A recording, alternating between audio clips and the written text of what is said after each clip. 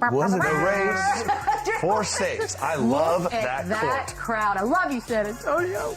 It's Wemby's playoff debut, and it was a good one. 111-98 win for San Antonio. He had 35, 5 assists, 3. That's not right, is it? 5 rebounds, 2 blocks. De'Aaron Fox had 17. Avdia had 30 points, 10 rebounds, 5 assists. But the Spurs did, as a team, shoot 45% from the 3. First playoff win since 2019. First points for Wemby in the playoffs. Like, there's a lot of firsts last night. He actually even broke Tim Duncan's playoff first points, playoff paint, whatever. You know what I'm trying to say. What was that? I can't even do it. I just was very excited to finally get to this game.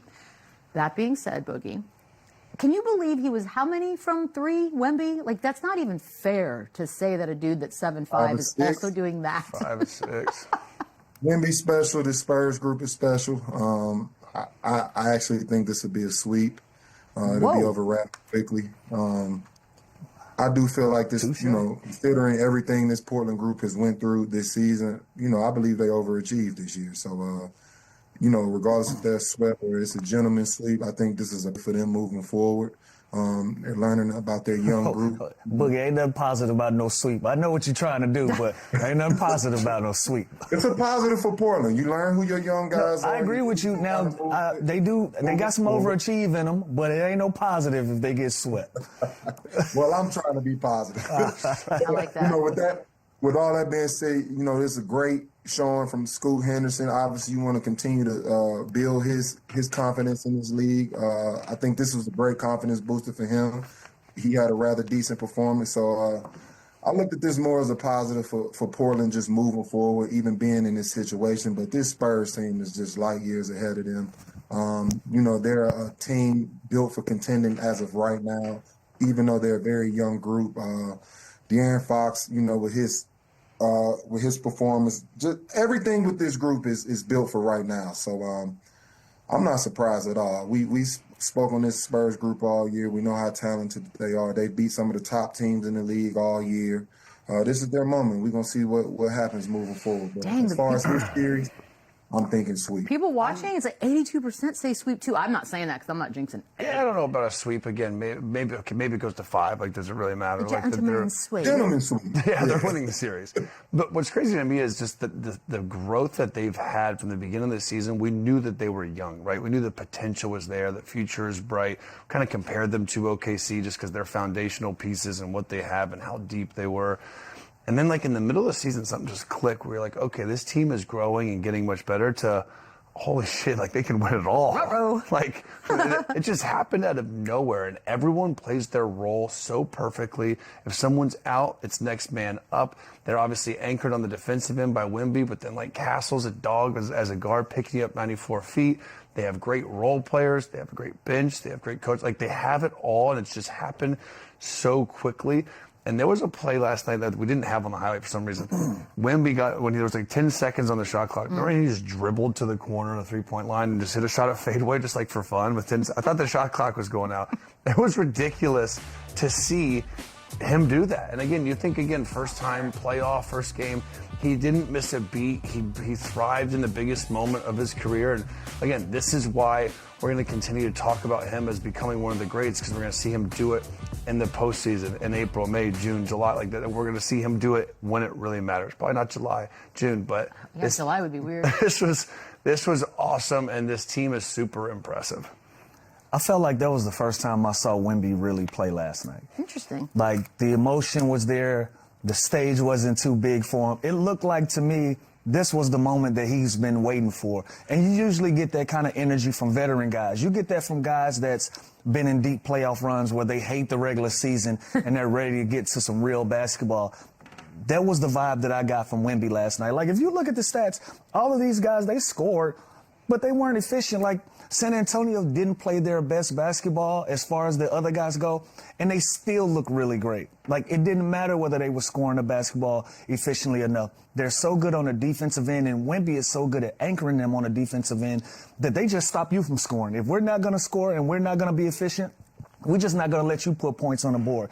So to see his impact on the defensive end and see it on the offensive end, it was incredible to watch. Like, we're running out of positive things to say about him, but he knocked a new wall down last night from expectation level from him. So, gentlemen sweep, that's us being kind to Portland. I'll say I think it'll be a sweep.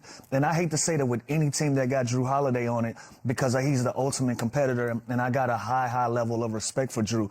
I just think these guys are outgunned and outmatched against San Antonio. And think about it, like Scoot had 18 and Denny had 30, 10, and 5, and they still had no chance of winning this game. They played pretty good. I think my favorite thing was, I believe it was Ramona Shelburne asking Wemby afterwards, like if having, and by the way, we're going to get to the T-shirts in a second, but having like Duncan and Robinson, Pop was there, Monty was there, if having like those guys in the building adds an extra weight, and he was like, no, not a weight at all. It actually feels safe. And I was like, they're in a very like conducive environment to just love be. it, bro. It's safe. Yeah, someone scoring 35 love points, he said it's not that much. That's culture. But listen, that's culture, and you got to give San Antonio the props. Like, we've always talked about the culture that they've built for their community and for their organization. For him to say that it feels safe, a lot of guys will look in that crowd and you know, you see some of your icons that come before you, and that you might feel pressure. Right. Like, I gotta level up to what those guys have been able to accomplish. Instead, he feels right at home.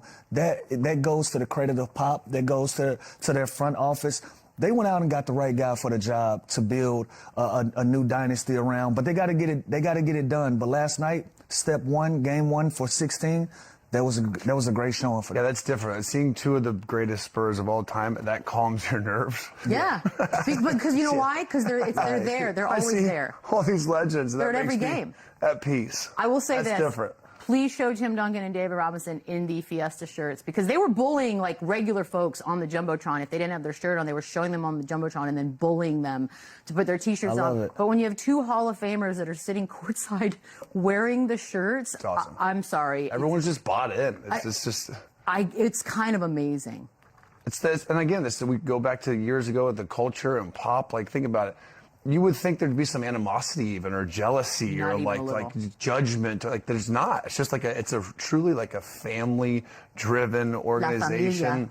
No egos, like no job too small. Like, that's when Wemby went there. Everyone was like, "Oh, this is rigged." Like, of course he went there. Like, it made too much sense. Where would you like him to go? There's nowhere else for him to have gone. This was I still think he would have been great if he went 29 other teams, but like this is just a perfect fit, and this is a perfect match, and this organization is top notch. No, he would have gone to some teams and they would have crushed him, and it would have been awful. This is how. You think he's only good on the Spurs? No, I think he's just perfect on the Spurs. It's different. We're going to take a quick break. More games to get to, including one at the Garden. We'll get to Atlanta, New York next. Maybe. Don't look now. I mean, I got people telling me Chandler was right. Yeah, they upset Detroit. Took game one, 112-101. It's like we are being bamboozled by Orlando this time around. Bankero with 23, 9 rebounds. Didn't have anything in the fourth, but who cares? Didn't need it. Franz Wagner, 19, 11 in the fourth. Yeah, Franz. Cade Cunningham. It's playoff career high for him. 39. He was 13-27.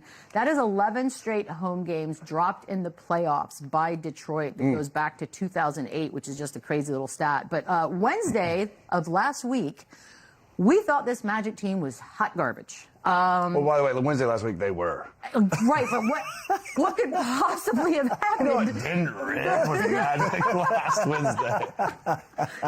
Then tell me, then take me through this. Because look, this is a team that has gone through a roller coaster of injuries and situations this year, which I don't think anyone saw. And this is a team before the season started that we all thought were going to be a home court advantage type team, a top 4 team.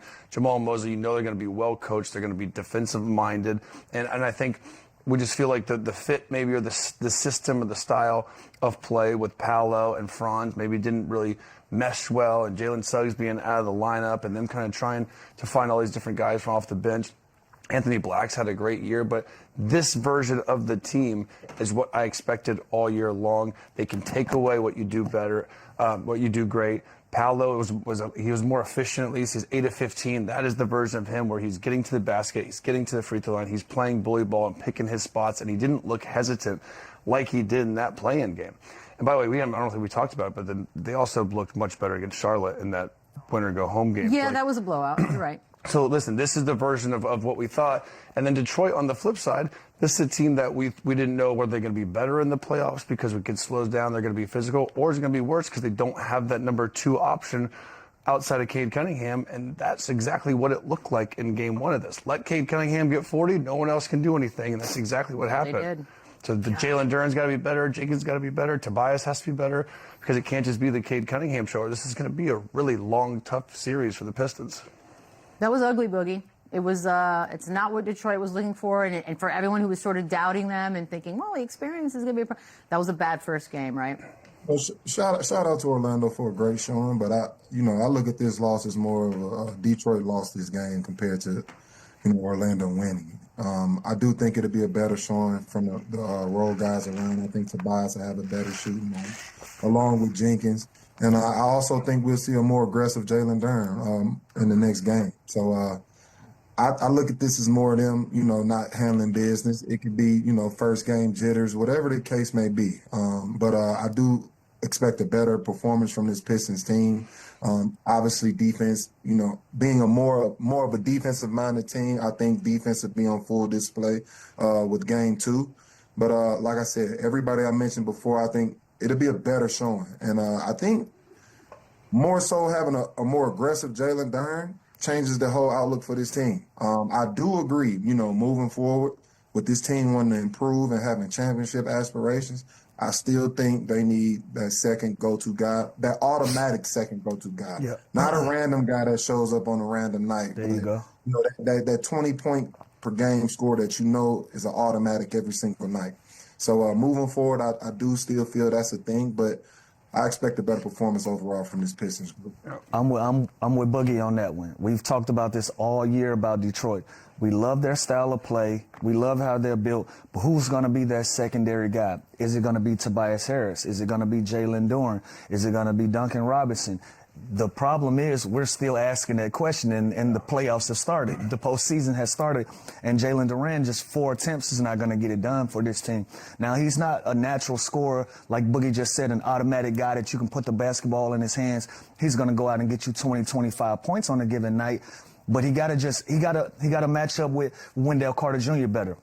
Carter Jr. he was 8 for 9 from the field, and on the defensive end, Jalen Duren and the bigs, they allowed 54-point paints. That's where the game come down to me. They just didn't have a stand. They didn't have that identity that we're used to them having, and they got to have somebody to be able to score the basketball. If a team just tells Cade Cunningham, you go out and you do whatever you want, but we're going to take away the rest of these guys and we'll live with the results from that, that looks like that was the game plan for the Orlando Magic, to allow Cade to do his thing. As long as he don't get other guys involved, you can score whatever you want. And just the aggression wasn't there for Jalen Duren. Obviously, it was in, Orlando's game plan to take some of his opportunities away and make the game a little difficult for him, where he can be effective on the offensive end. There has to be something that they address for the next game. Yeah, and I think it was a bit surprising just because that number 8 versus the number 1, but it shouldn't be that surprising because, again, this is a team that we thought was going to be good. This is not like a real 8 seed. I was about to say, they weren't even supposed to be an 8 seed to begin with. This is, I don't want to say a tough matchup because, again, as soon as Detroit goes and wins game 2 and the series is even up, the momentum shifts back to Detroit. Now the pressure's on Orlando to not lose game 3 at home. So, again, we're such a what have we done for lately league, and right now this is a shock to some, but the Pistons can just go back and get the momentum again in game 2, fix some things, clean some up.